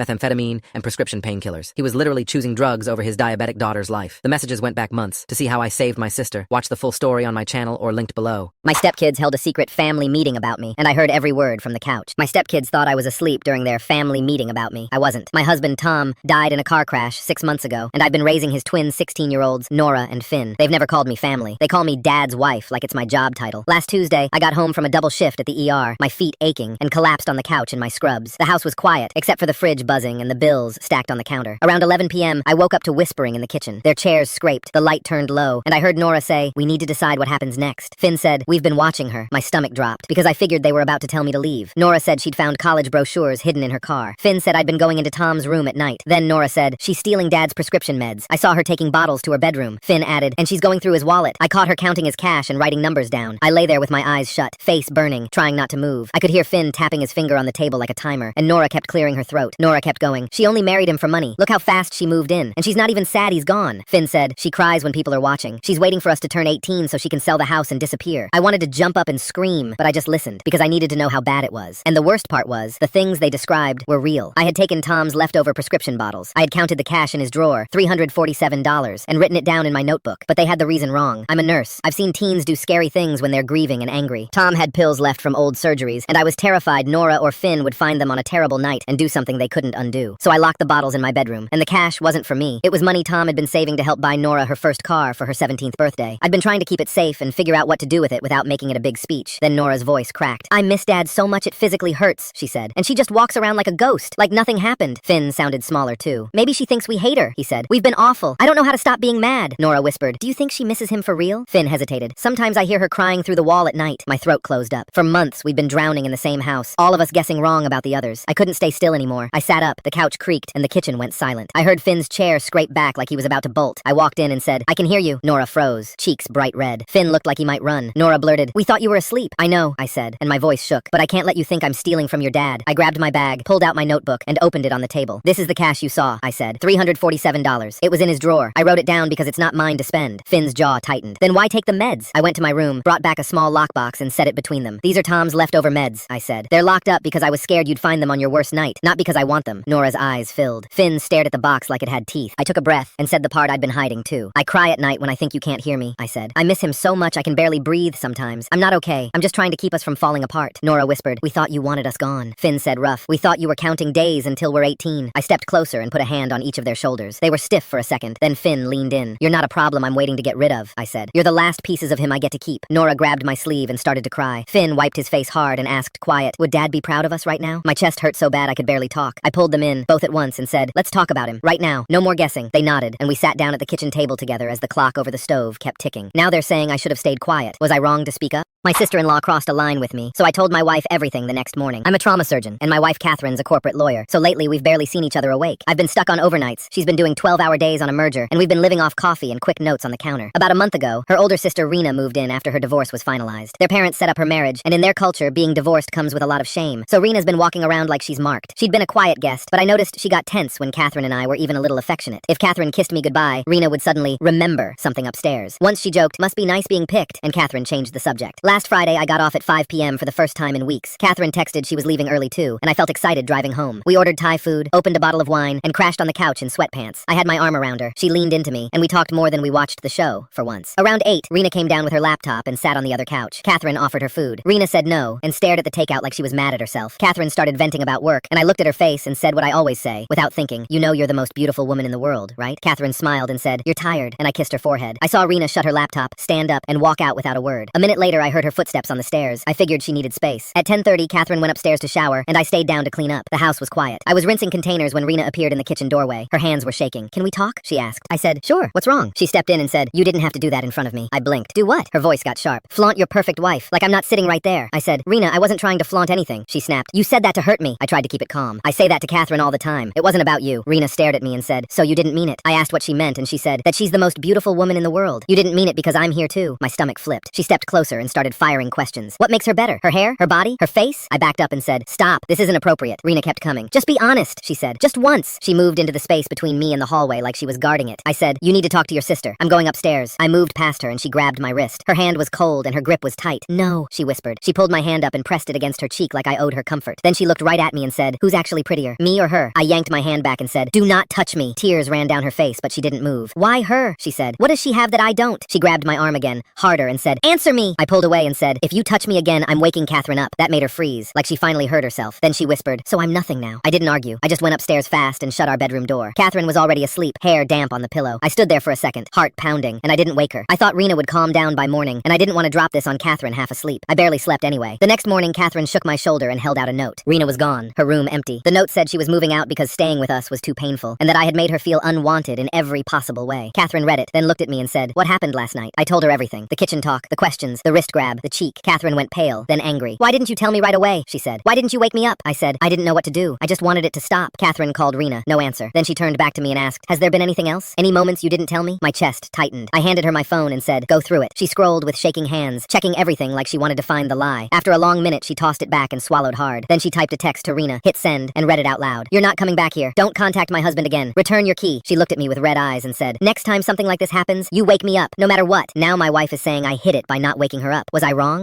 My sister mocked how I treat my wife at dinner, so I finally said what everyone avoids. I finally snapped at my sister Amy at Sunday dinner, and it was a long time coming. For years, anytime I do something nice for my wife Sadie, Amy acts like Sadie is spoiled, and I'm being ridiculous. Sadie's a nurse, and lately she's been working brutal 12-hour shifts, so she shows up tired, sore, and quiet. Last month at Mom and Dad's, Sadie sat down and rubbed her eyes, so I got up and refilled her coffee. Amy made a disgusted face and said, "Really? She can't walk to the kitchen? Her legs work." The table got awkward. Sadie forced a smile, and I let it go. 2 weeks ago, I mentioned I'd bought Sadie flowers because I saw them and thought she'd like them. Amy rolled her eyes and said, "Must be nice to waste money on dead plants. Sadie just stared at her plate, and I could tell it stung. Yesterday was our weekly dinner again, and Sadie mentioned her back was killing her from work. That night, even before Sadie said that, Amy was already making faces. Tom asked if anyone wanted more potatoes, and Amy snapped, "You always do too much, just sit down." Tom tried to laugh it off and said, "I'm just helping," and Amy muttered, "You're always performing." Sadie squeezed my knee under the table like she was telling me, "Don't start something." Then Dad asked Tom about work, and Tom started answering, but Amy cut in with, "It's the same 2 jobs, nothing exciting." I watched Tom's smile fade and come back again, like he was forcing it. Without thinking, I started rubbing Sadie's shoulders a little, right there at the table. Amy slammed her fork down so hard everyone jumped. "Oh my God, stop! Why do you always do all that?" she snapped. "She has hands. She's a grown woman. She can take care of herself." After Amy slammed her fork, she didn't even look at Sadie, like Sadie was just an excuse. She kept staring at me, like I was the one embarrassing her, and she said, "You act like she's helpless." Sadie whispered, "It's okay," but her voice was thin. Sadie froze, embarrassed, and pulled away like she wanted to disappear. Mom cleared her throat, Dad stared at his plate, and nobody said a word. Amy leaned forward with this smug smile and added, "You know what's funny? You never did stuff like that for me when we were kids. I'm your blood sister. She's just your wife." That's when I felt something in me break, because this wasn't really about Sadie at all. It was about Amy and her husband, Tom. Tom is one of the kindest guys I've ever met. He works 2 demanding jobs. He's patient. He does the little things, and he still tries to be affectionate in public. And for 15 years, I've watched Amy shut him down like it's normal. At their wedding, Tom surprised her with a nicer honeymoon upgrade he'd saved for, and Amy complained the room was too small and the view wasn't good. At family gatherings, Tom tries to hold her hand and she shrugs him off. He cracks a joke and she looks at him like he's embarrassing her. 3 months ago at my birthday, Tom pulled me aside and looked like he hadn't slept in weeks. He said, "I don't know what I'm doing wrong. If I'm romantic, I'm clingy. If I back off, I don't care. Nothing I do makes her happy." I didn't have an answer for him and I hated that. So sitting there, hearing Amy judge me for being kind to my wife, while Tom sat quiet beside her, I couldn't keep swallowing it. I put my napkin down and looked right at her. "Amy, you really want to know why I treat Sadie well?" I said. Amy's smile faltered. "Because she actually appreciates it," I said. "When I bring her coffee, she says thank you. When I help her back, she doesn't act like I'm annoying. When I bring flowers, she doesn't insult me for it." Amy's face went red. "That's not the point," she snapped. "Yes, it is," I said. "Sadie isn't spoiled, Amy. She's just grateful. And the real problem is, you're mad because Tom doesn't do these things for you anymore." Amy opened her mouth like she was going to explode, but I kept going before I lost my nerve. "Your husband doesn't do it because you've spent years telling him nothing he does is good enough. You've trained him to stop trying." The table was dead silent. Even Mom stopped eating. Amy hissed, "Don't talk about my husband." Tom lifted his head for the first time all night, eyes tired, and he didn't say a word. I said quieter, "I'm not trying to hurt you. I'm telling you what everyone's been watching." Amy shoved her chair back and stood up. "Wow, so you're attacking me in front of everyone," she said, voice shaking. She grabbed her purse and stormed out, and the front door slammed hard enough to rattle the glasses. Tom stayed sitting there for a beat, staring at his hands like he was trying to breathe. Then he stood up slowly and said, "I'm sorry." He looked at my parents, then at me. "I can't keep doing this," he said, and his voice was flat and done. He picked up his keys and walked out after her. Now my family is blaming me for saying it at dinner. Was I wrong? My mom made me practice job interviews every week. Then I found out what they really were. When I was about 5, my mom and I had a weekly routine I thought was normal. Every Tuesday after school, she'd put on a nice blazer, sit across from me at our kitchen table, and hand me a sheet of questions. I was the interviewer. She was the person trying to get hired. I'd read in my best grown-up voice, and she'd answer with a careful smile. When we finished, we'd high-five, and she'd give me $5 for helping. I thought I was training her for job interviews, because she always said we needed things to go right. At first, it sounded like a normal interview. "What's your biggest weakness? Why should we hire you?" she'd ask. "How'd I do?" And I'd say, "Good," and she'd do it again anyway. Then the questions started getting strange. "Why should we pick you over younger people? How do you handle stress? What's your biggest regret?" I didn't get why a job cared about regret, but I was a kid, so I didn't push it. Sometimes she'd stop mid-answer and her eyes would fill up. I'd pass her a tissue and say, "You're gonna get it, Mom." She'd whisper, "I hope so," wipe her face, and tell me to restart the question. After a while, practice got strict. She timed her answers with a stopwatch. If she went too long, she'd tap the table and say, "Again." If she said, she'd start over. She recorded herself on her phone too, and made me watch it back with her. "Smile more," I'd say. "Don't play with your hands." She'd nod like my notes were serious. Outside the table, she got strict in our home too. She bought me nicer clothes and made me wear them even for quick errands. Our apartment had to stay spotless. If I left toys out, she'd grab them fast. If I spilled something, she'd clean it right away. "People are always watching," she'd say, like she truly believed it. I started feeling like I had to be perfect just to exist. Then the questions turned personal in a way that confused me. How do you balance work and family? What would you do if someone questioned your parenting? How do you handle criticism? Describe your support system. I asked once, "Is this a job with kids?" She forced a laugh and said, "Something like that. Keep going." After that, she started weaving practice into everything. She'd quiz herself in the bathroom mirror. If I read a question in the wrong tone, she'd stop me and say, "Do it again, nicer." Once she woke me up early to squeeze in one more round, and I was so tired it hurt. She kept a folder in a drawer and wouldn't let me touch it. Some days she'd leave the house and come back quiet, then drop her bag and say, "Table, now." I asked, "Can't we have one day off?" And she said, "One bad answer can ruin everything." One Tuesday, after a bad practice, I asked, "Why do you care so much about this?" She froze and said too fast, "Because these are for the job that actually matters." That line made my stomach twist. A few days later, I told my teacher about how I helped my mom practice interviews. She looked confused and said, "Honey, your mom works at the grocery store. She's had that job for years." When I got home, my mom set up the table like usual. She slid me the script and smiled like nothing happened. I didn't read it. I said, "My teacher says you already have a job." Her face went still. Her eyes darted around the room, then back to me. I pushed the paper away and said, "So what are these really for?" She stared at me, then broke down hard, crying right there at the table. I climbed off my chair and stood close, scared I'd done something wrong. After a minute, she wiped her face and whispered, "Those aren't job interviews, sweetheart." She took a shaky breath and said, "They're custody meetings." I didn't even know what that meant. She explained my dad had been fighting to take me, and grown-ups were deciding where I should live. Every few weeks, she had to sit with social workers, lawyers, and sometimes a judge. They asked her questions and watched watched her reaction. I was terrified they'd take you away, she said. I needed perfect answers. I needed to prove I was a good mom. All the weird questions clicked at once. Parenting, criticism, support system, work, and family. It was never about a company. It was about someone judging our life. The clean apartment, the nice clothes, the panic when I left toys out. She wasn't trying to look professional. She was trying to look safe. I asked, quiet, is that why you say people are watching? She nodded and said, yes, because they were. She admitted the support system questions scared her most because she didn't have one. It was just us. I looked down at the script in my hands and felt sick. I had been helping her fight for me without knowing. My voice came out small. Did it work? She pulled me into her arms, hugged me. My husband embarrassed me at dinner and doubled down, so I made one move that ended the whole thing. At dinner with Mark's friends, someone asked how we met. Mark didn't even look at me. He smirked and said, she basically begged me to date her. I was bored. People laughed for half a second. Then the table went quiet. I froze with my glass halfway up, waiting for him to grin and say it was a joke. He didn't. He took another drink like this was normal. Then he kept going. Look at her. Desperate, average, and lucky I gave her a chance. Dave, his best friend, cleared his throat and said, dude, that's your wife. Mark shrugged. They're my friends. They can handle the truth. Heat hit my face so fast my ears started ringing. Everyone stared at their plates like the food suddenly mattered. Mark leaned back and looked right at me. Let's be real. No one else wants her. I'm doing her a favor. Something in me went cold. I stood up without shaking the table. I picked up my full glass of red wine and poured it over his head. It soaked his hair, ran into his eyes, and dripped down his expensive shirt. His mouth fell open. Dave blurted, oh crap. I grabbed my purse and walked out before Mark could find words. In the car, my hands finally started shaking, but I kept driving to my sister's place and slept on her couch. I didn't really sleep. I just stared at the ceiling and replayed his voice, the way he said it like I was a joke. By Saturday morning, my phone was exploding. Dozens of texts. Missed calls. Where are you? Are you seriously mad? It was a joke.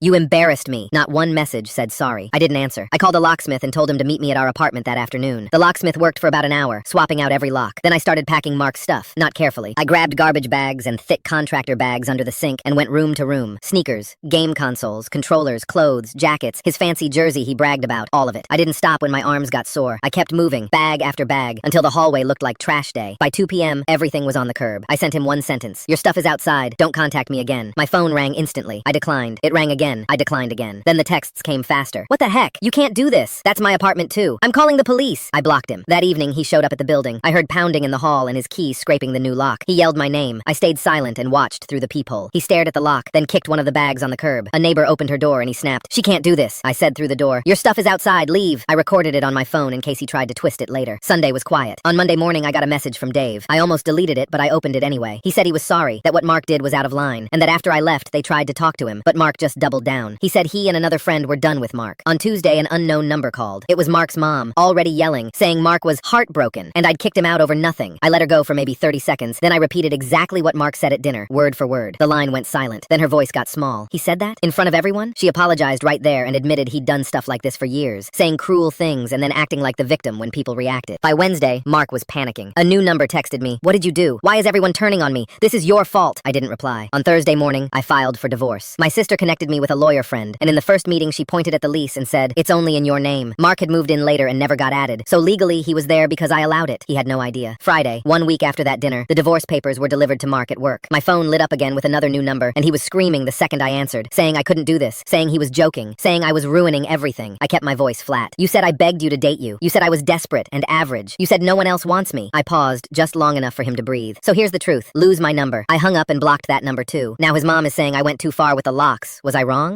My brothers voted me out of our family business, so I turned off the software they depended on. My brothers texted me, we voted you out of the family business. Pack your desk by Friday. I was sitting at my desk when it came in, and for a second I laughed because it sounded dumb. I'm 28, and for the last 5 years I've been the person building the part that makes the business work. Back in 2019, my brothers Garrett, 35, and Toby, 32, started a logistics consulting firm. At first it was just a name, some business cards, and big promises. 6 months later they showed up at my place with pizza and said, we just need you to handle the website. What they really needed was a full system, because clients kept asking for tools they didn't have. So I built it. A client portal so people could log in and see shipments. Inventory tracking so the warehouse could see what was on hand. Route planning so drivers knew where to go. Payment processing so invoices didn't get lost. It took me 8 months of nights and weekends, and they paid me in food and promises. One thing I did do was keep the software under my personal LLC. The company used it under a written license agreement that said access depended on my involvement. They signed it without reading because we're family. Fast forward and the business grew to about $2.8 million a year. They loved acting like they were genius founders. In reality, my systems ran everything, and I was the one getting the 2 a.m. server alerts. I was also still getting a small cut compared to them because they called me the tech guy, like I was an employee. Then last week they decided to play pretend CEO even harder in meetings, too. Garrett announced his wife, Mallory, was now operations director. It was a made-up role where she changed email fonts and reorganized folders that already worked. Toby hired his girlfriend, Kelsey, as social media manager for our B2B logistics company. Like shipping managers care about Instagram stories. They bragged about building a real team while I was patching bugs and writing new features for clients who actually paid the bills. I asked why we were adding 2 salaries when our systems were overloaded and I hadn't had a real weekend in months. Garrett smirked and said, "You worry too much. We need leadership, not just code." That should have warned me, but I still didn't think they'd be reckless enough to blow up the only thing holding us together. Then yesterday at 4 p.m., the group text hit. "Partner meeting. We voted. You're out. The business needs to evolve beyond tech stuff. No meeting invite. No call. Just a vote and a command to clean out my desk." I stared at my phone, felt my face get hot, then weirdly calm. I even checked my calendar twice, thinking I missed something, but there was nothing. 5 minutes later, Mallory emailed the whole company, announcing she'd be overseeing all systems, like she knew what a server was, and people should report to her. I walked to the filing cabinet and pulled out the license paperwork. I read the line they'd ignored for years. Access was only valid while I was an active partner. My hands were shaking, but the words were clear. I typed one word. "Okay." Garrett replied with a thumbs up, like he'd just fired a random intern. I didn't argue. I didn't beg. I just opened my laptop. I logged into our cloud console and went straight to the license keys. I revoked every single one tied to their company. Client portal, routing, inventory, payments, all of it. I didn't delete their data. I didn't wipe servers. I didn't touch client files. I simply turned off access to code they never owned. Within minutes, their screens would show, "License expired. Please contact your software administrator." At 4:17, Garrett called. I let it ring. At 4:19, he called again, then again. By 4:30, I had 12 missed calls and texts, switching between, "Call me now," and "What did you do?" That evening, an account manager emailed me from a personal Gmail, panicking. Our biggest client had a $400,000 shipment scheduled for the next morning, and the routing page was blank. Drivers had no assignments. The warehouse couldn't see what was supposed to load. The payment screen wouldn't process the final invoice, so nobody could even confirm the order. At 6 a.m., my doorbell camera pinged. Garrett was outside, pounding on my door like the building was on fire. I watched on the app as he paced and yelled that I was ruining the family. He kept shouting, "Open up! This is childish!" My neighbor finally yelled through his own door, "Leave or I'm calling the police!" And Garrett stormed off. An hour later, Toby tried the scary route. He texted, "Our attorney says what you did is illegal sabotage and theft. You have 24 hours to restore access or we're suing." I forwarded that message to a lawyer friend and asked if I was about to get in trouble. He called me back laughing and said, "They terminated you. The license ends when you're out. That's literally the contract they signed. Now my brothers are blaming me for pulling the license. Was I wrong?"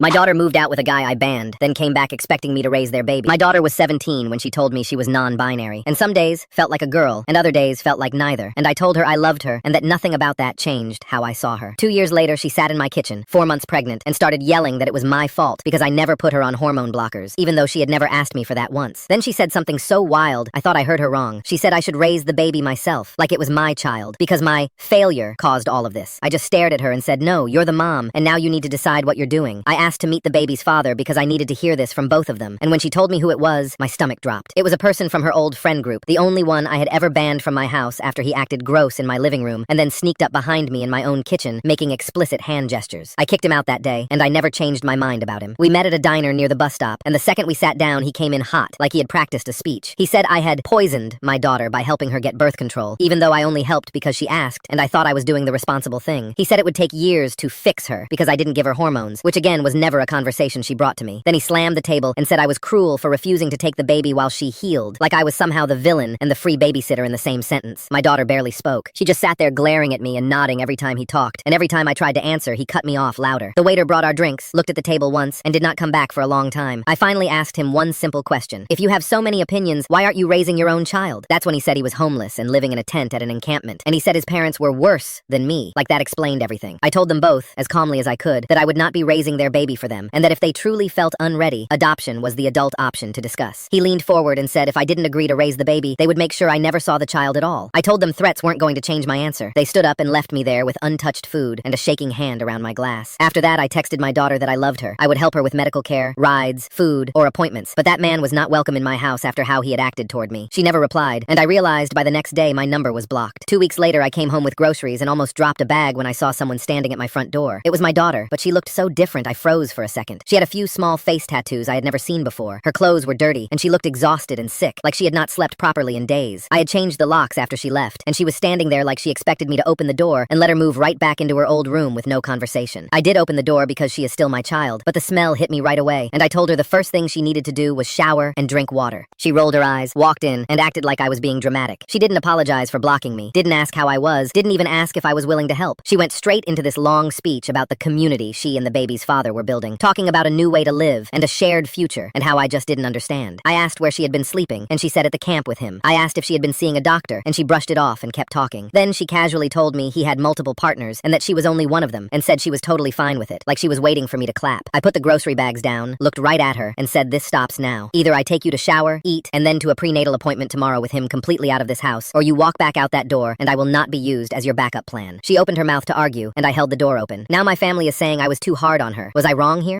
My ex left me for someone younger, and one sentence at the signing changed everything. My ex-husband blew up our 19-year marriage for a woman 11 years younger, then acted like I should be proud of how calmly I let him replace me. We were high school sweethearts. Same house, same routines, same life for almost 2 decades. Then about 8 months ago, he started coming home late every Tuesday and Thursday. Not 30 minutes late, 3.5 hours late. He said it was the Peterson account. Big client, late meetings. Funny how those meetings needed a fresh shower, a clean shirt, and cologne before he left. He never wore cologne for me anymore. At first I told myself I was overthinking. Then I checked our Verizon bill. One number showed up again and again. 47 texts on one random Tuesday. I called it from a blocked number while sitting in my car. A bright young voice answered the voicemail. Brittany. I hung up, looked her up, and found out she was 28, a Pilates instructor at the Equinox 2 blocks from his office. Her Tuesday and Thursday class ended at 8. He was always home by 9:30. I didn't need proof after that. I needed a box for my stuff. I confronted him on a Saturday morning in March. He was making coffee in the French press I bought him for Father's Day. I asked who Brittany was. He didn't even try to lie. He set down his mug and said, "I'm in love with her," like he was reading the weather. Then he asked me to move out by the end of the month so she could move in. That was his whole speech. 19 years reduced to one sentence and a deadline. I spent 3 weeks packing while he acted like I was just another problem to clear off his calendar. Every room hurt. School pictures, vacation magnets, bills with both our names. I wrapped dishes in newspaper and tried not to cry loud enough for him to hear me. Then she started posting from inside my house before I was even fully gone. Instagram stories from my kitchen, my stove, my counters. She made shakshuka in my Dutch oven and stirred it with my grandmother's wooden spoon. In one video, I could see my old dish towel hanging over the oven handle like nothing had changed. I had to sit down after that because my legs actually went weak. His lawyer rushed the divorce hard. Email after email. Sign this, review that. He wanted it all done before December 31st. Tax reasons, he said. Clean, fast, finished. The only steady thing I had left was dinner with our son every Wednesday. In November, while we were eating takeout, he accidentally let something slip. His dad had bought a ring. Big one. 2.5 carats. He looked sick the second he said it, but the rest came out anyway. New Year's Eve. Her family's lake house in Tahoe. Her parents flying in from Connecticut. Midnight. Fireworks. A whole proposal planned out like our marriage was just a delay on the way to his real life. The final signing was December 18th at 2 in the afternoon in a conference room on the 14th floor. Huge windows. Cold light. 47 pages. Initial here. Sign there. Flip. Sign again. Gregory, his lawyer, kept sliding tabs toward me like he couldn't wait to be done. My ex barely looked at me. He straightened his cuff twice, checked his phone once, then leaned back like this was a lunch meeting running long. I wore the same black dress I wore to his mother's funeral, maybe because this felt like a funeral too. I said almost nothing, kept my voice flat, kept my hands steady. My ex sat across from me in a blue suit like this was a normal meeting between reasonable people. When the last page was signed, Gregory actually looked relieved. Then my ex smiled at me. Warm, familiar, the same smile he used to give me in grocery store lines. And he said, "I'm really glad we can still be civil about this. It shows we're both mature adults." Mature, that word did it. He wanted me quiet so he could feel decent. He wanted me graceful so he could tell himself this whole thing had been handled well. Wife out, younger girlfriend in, ring by New Year's, everybody clapping at midnight, and in that second, I saw exactly what he was really scared of. So I looked right at him for the first time in months and said, "You know what's funny? You're going to spend the rest of your life wondering if she'd still be here if you were a high school teacher making 60 grand instead of a law partner pulling 380. His smile died in the middle of his face. Gregory dropped his pen. Even the court reporter stopped typing. I picked up my papers, stood up, and walked out with the room dead silent behind me. Now she's saying I ruined her future with him. Was I really wrong?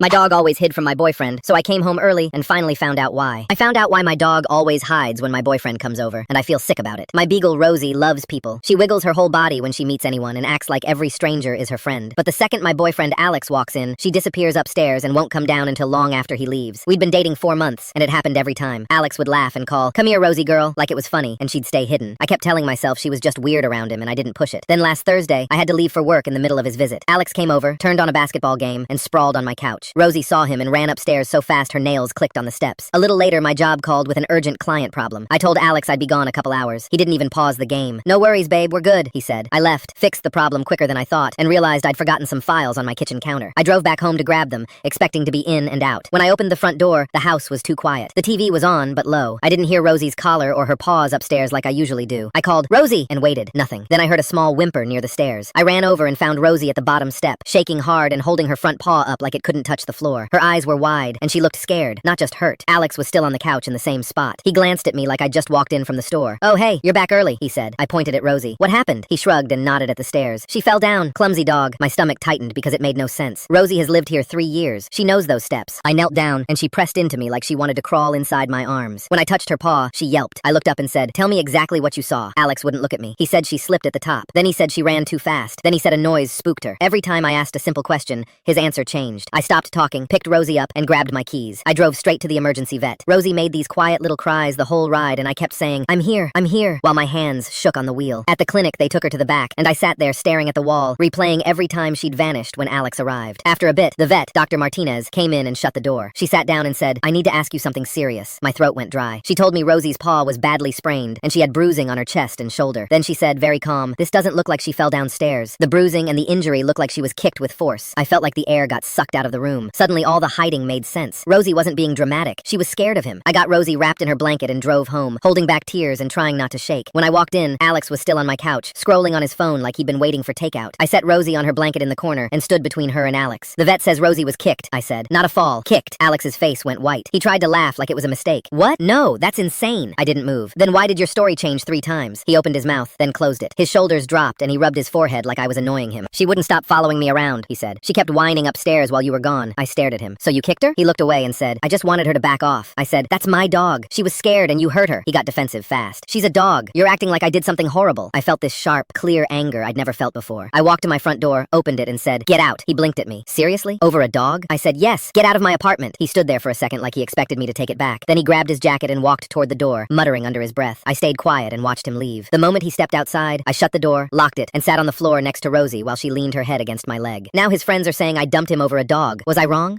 My ex said I never showed up for our kid, so I brought proof and watched her story fall apart. My ex used a loophole in our custody order to keep our son from me. If I missed a scheduled visit, she could tell the court I wasn't trying. So she moved 3 hours away, kept pickup at her house, and made sure I'd show up to nothing. I'd drive the full 3 hours, and when I was almost there, she'd text, can't today, Tyler's sick, or car won't start, or family emergency. I'd reply, I'm already on the way, and she'd stop answering. I'd still park, walk up, ring the bell, call, leave a calm voicemail, and wait while the house stayed quiet. Then I'd drive 3 hours back, knowing she'd tell everyone I didn't come. After a few of these, my friend Jake said, you need proof, or she's going to paint you as the bad guy. I hated that it was even like this. But I also knew if I stopped trying once, she'd use that too. So I started treating every visit like it was going to court. I asked my neighbor Dave to come with me. Dave's a notary public, and he takes his job seriously. The first trip he came on, she pulled the same stunt. No answer, no handoff, nothing. Dave watched me knock, ring, call, and stand there for 15 minutes. Back in the car, I wrote a short statement. Date, time, address, and that I showed up and she didn't bring Tyler out. I signed it. Dave notarized it right there. Next visit, same pattern. Tyler has a fever, no answer at the door. Another signed, stamped statement. Then I added a cheap dash cam and hit record the moment I left my driveway. It showed the time on my phone, me pulling up, and me at her door saying, I'm here for Tyler. It showed the silence after. If she tried to claim I was late, the video showed I arrived early. I also started sending texts when I was an hour out and when I arrived, so there was always a trail. She'd also claim I went to the wrong place, even though it was the address in the order. So I started taking a quick phone photo of the house number and my GPS screen before I knocked. Once she texted, I waited outside and you never came, so I stayed on the porch and recorded myself saying the time out loud while I rang the bell. She blocked my calls after that, so I kept everything in text. She still kept canceling, and sometimes she got bold. One week she told me, come at 3, then at 3:05 she texted, you didn't show, so we left. But my dash cam had me at her door at 2:50. It felt like she was trying to make me snap on purpose, so she could show the court angry messages. I kept my replies short. I'm here. Please bring him out. I'll be waiting. Then I noticed her weakness. She couldn't stay off social media. She'd tell me Tyler was too sick to leave, and then post him out with her new boyfriend, Marcus. One day she texted, stomach bug, no visit, and her story showed Tyler laughing in an arcade at the exact pickup time. The one that really made my blood boil was when she said, he's throwing up, don't come, and then posted Tyler at a water park with Marcus, smiling, holding a float. I started screenshotting everything with the time showing on my screen. I did screen recordings too, so it was clear I wasn't editing. I made a spreadsheet, visit date, scheduled time, her excuse, and what she posted instead. After 3 months, I had notarized statements, hours of video, and dozens of screenshots that all lined up. When I brought it to my lawyer, he flipped through it and said, this is a clean pattern. We filed for a hearing. She kept acting like nothing was wrong right up until court. The night before, she texted, stop bothering us. Tyler doesn't want you. I didn't argue. I saved it and went to sleep. In court, she showed up in a plain dress with her hair pulled back, looking sad and serious. She told the judge I never make the drive, that I'm unreliable, and that she's just trying to protect Tyler from disappointment. The judge looked at me like I was already guilty. My lawyer stood and handed over my evidence. The judge started turning pages, and I could see his face change as he went. Notarized statement after statement with dates and times. Still shots from the dash cam of me at her door.